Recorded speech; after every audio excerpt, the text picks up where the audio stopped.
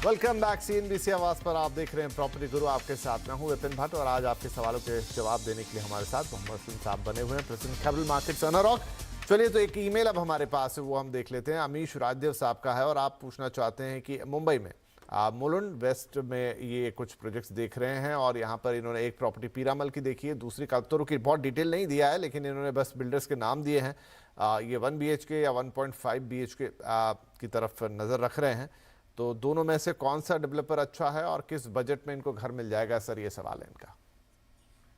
मुझे लगता है कि आप दोनों ही अच्छे डेवलपर्स हैं। पिरामल का अपना एक एक्सपीरियंस है और जिस प्रोजेक्ट के बारे में बात कर रहे हैं मैं शायद वो समझता हूँ किसके बारे में बोल रहे हैं।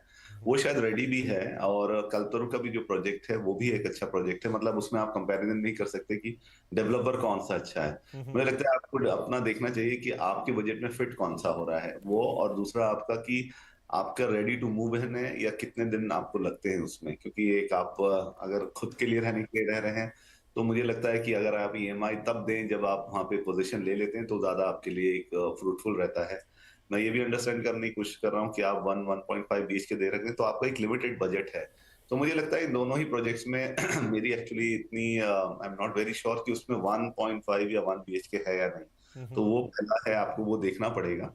क्योंकि अभी जो ऑफ लेट जो डेवलपर्स हैं, जो रेप्यूटेड डेवलपर्स हैं, बड़े डेवलपर्स, उन्होंने 1 BHK बनाने बंद कर दिए बिकॉज वो इकोनॉमी ऑफ स्केल में नहीं फिट बैठते हैं।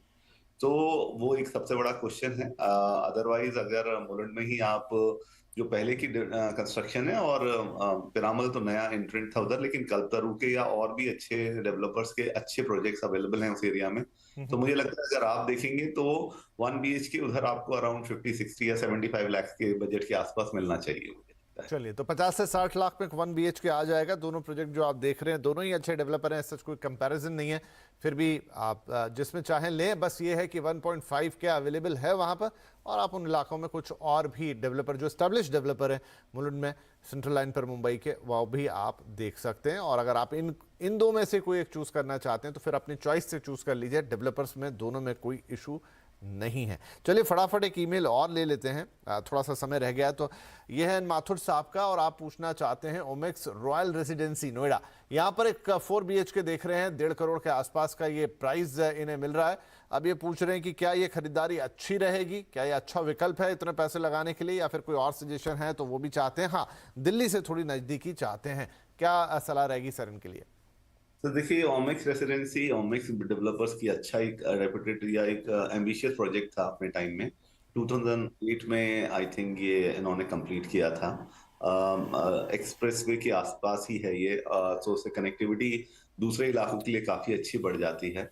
तो मुझे लगता है कि क्योंकि 2008 का है तो ट्राइड एंड टेस्टेड है, तो आपको वहां जाके ये नहीं है कि किस तरह से वहां पे फैसिलिटीज को मैनेज किया जा रहा है या क्या एमिनिटीज हैं।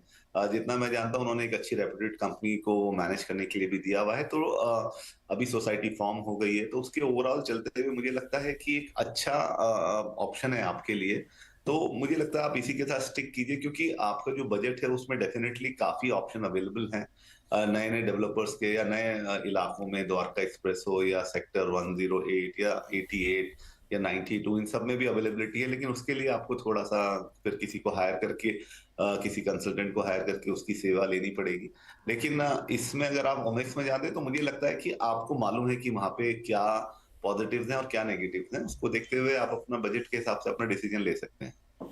राइट माथुर साहब, तो जो चॉइस है आपकी वो ठीक है। आप जैसा असलम साहब ने बताया कि अब चूंकि ये तो बना हुआ प्रोजेक्ट है तो इसमें अपने हिसाब से चीज़ें देखकर आप आगे बढ़ सकते हैं, और आसपास भी अगर आप कुछ और देखना चाहें तो देख सकते हैं इस बजट में। अदरवाइज कोई प्रॉब्लम नहीं है आप अगर इस प्रोजेक्ट में आगे बढ़ते हैं और जाते हैं तो। चलिए, तो ये रही माथुर साहब के लिए सलाह। इसी के साथ हमारा वक्त इस हफ्ते के लिए समाप्त हो रहा है। जाने के पहले हम असलम साहब आपका शुक्रिया अदा करना चाहेंगे कि आपने वक्त निकाला और हमारे दर्शकों के सवालों के जवाब दिए और कार्यक्रम में आप शामिल हुए। और आप सभी दर्शकों से भी हमेशा की तरह यही निवेदन, pg@moneycontrol.com पर आप अपने सवाल हमें भेजते रहिए। अपना फ़ोन नंबर डाल दीजिए ताकि कुछ और बातें हम आपसे पूछ पाएँ, समझ पाएँ, ताकि आपके लिए बेहतर से बेहतर सलाह लाने की हमारी जो कोशिश है वो कामयाब रहे। तो चलिए, आपसे फिर मुलाकात करेंगे अगले हफ्ते। तब तक के लिए अपना ख्याल रखिए। Take care. नमस्कार।